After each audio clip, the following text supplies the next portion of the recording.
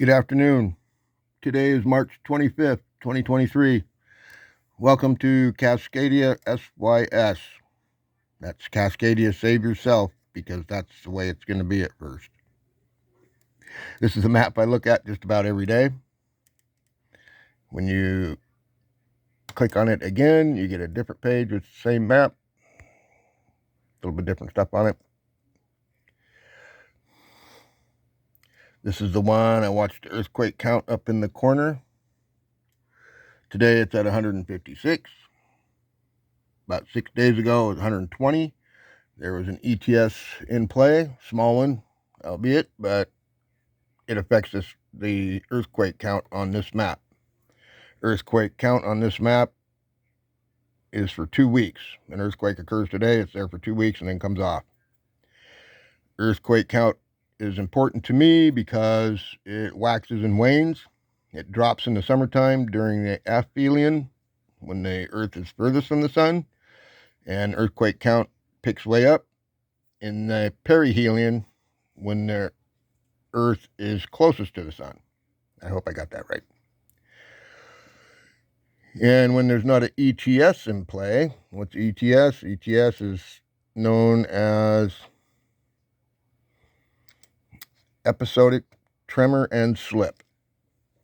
It's a situation where a crustal North American plate is believed to be drifting backwards for a couple of weeks-ish. And from the mid-1990s, late 1990s, when it was first discovered, to around 2004, they observed this. 2003, I think, is when they put it on paper that it occurred every 14 months. So let's assume they're right. For, let's say 1996, just to starters, to 2016, that's 20 years. If it was doing that every 14 months, almost like clockwork, the crustal earth would shift backwards. Slow earthquake, they call it. Sometimes they refer to it that way.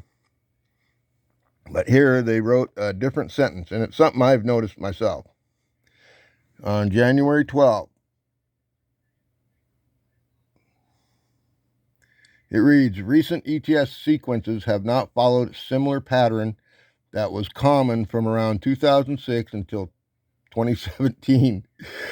For many cycles, the area involved was similar, and they occurred at about 14-month intervals. My thought there is, if the earth is like a machine and it's about to break, it'll start skipping and hopping instead of doing its regular motion. The machine's doing its regular motion, back and forth, whatever machine it is, and then it's starting to break down. It starts skipping and hopping and jumping. It doesn't act the same. You can hear a machine going to break down because the sound pattern changes. Granted, we can't hear the earth moving, or we can't. Cats can, maybe. It's just a spooky thought. To me, it's a spooky thought. ETS I actually didn't pay too much attention to. I knew of it. I watched it some.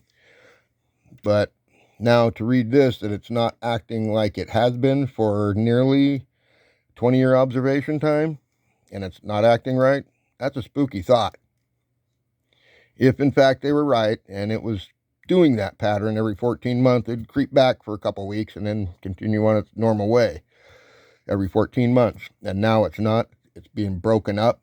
It's occurring outside the 14-month window, smaller areas. It's not just Vancouver Island either. It's the whole West Coast down to Northern California does this ETS stuff. So to read that today was most alarming for me. And that's something I wanted to share today. So back to the GPS monitoring stuff.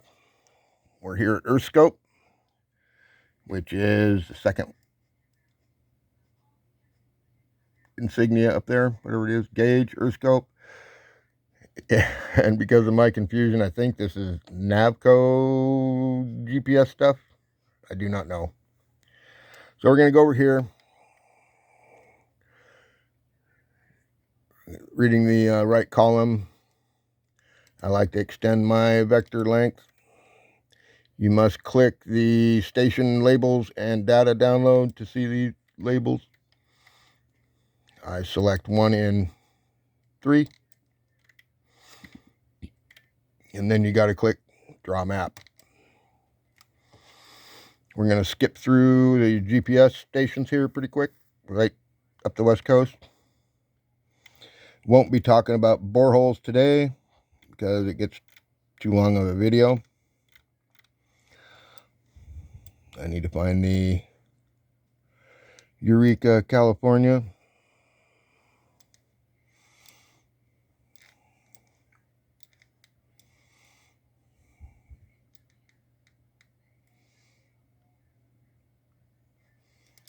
We're still up in Oregon.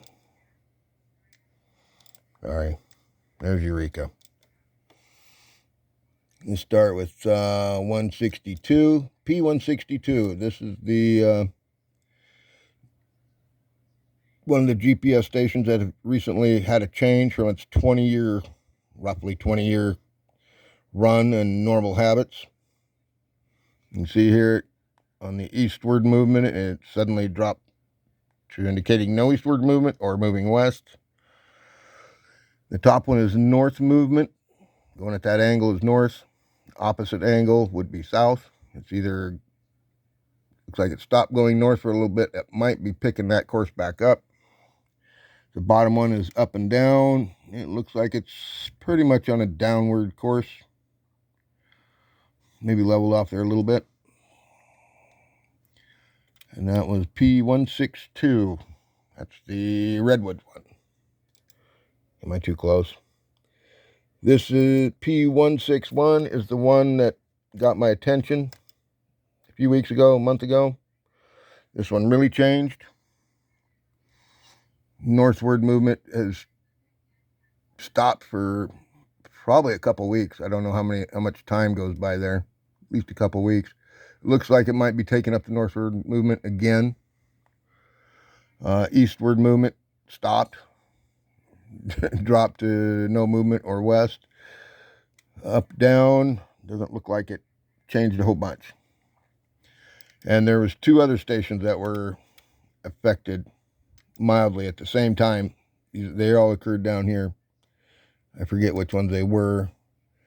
The check nearby stations link isn't working, so I can't use that yet. Still not working. All right, let's go up the coast, see if anybody else has changed from their nearly 20-year pattern. That's what I'm looking for. Something that changes drastically.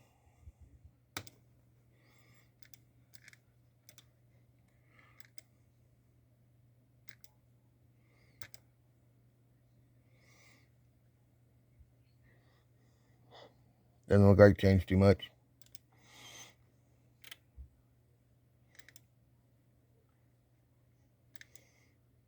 And here's Coos Bay, Oregon. That one's really going north quick. Looks like. No changes. What I'm watching for is significant changes to many stations. 1 wouldn't bother me. 2, probably not. 4 got my attention. And then to read about the ETS validated from the scientists not doing what it has been doing for whatever they've been watching it, discovered and watched it from 20 years almost, is to me is alarming. It's really alarming. I think this beast of a earthquake is getting close. How close? Not tomorrow. Probably not this year. But if you want to have a clue, you might want to start learning how to watch a few things. GPS stations is one of them. It might give us a clue. We're getting really close. This one's operating different somehow.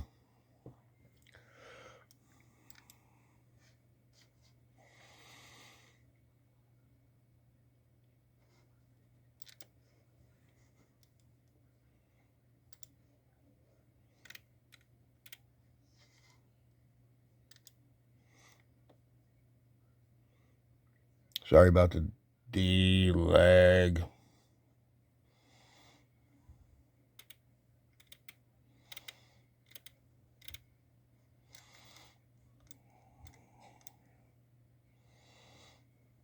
We'll look at one more, if it decides to show up.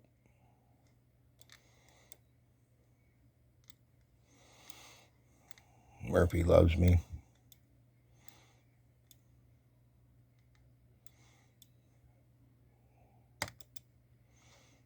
Nope, it's not going to work today. First time it's ever done that. Just put up the lines without the station ID. And it won't click on just the line. Great. Well, that's going to be a short video for today. The point was the ETS item that is now documented to have changed its normal movements.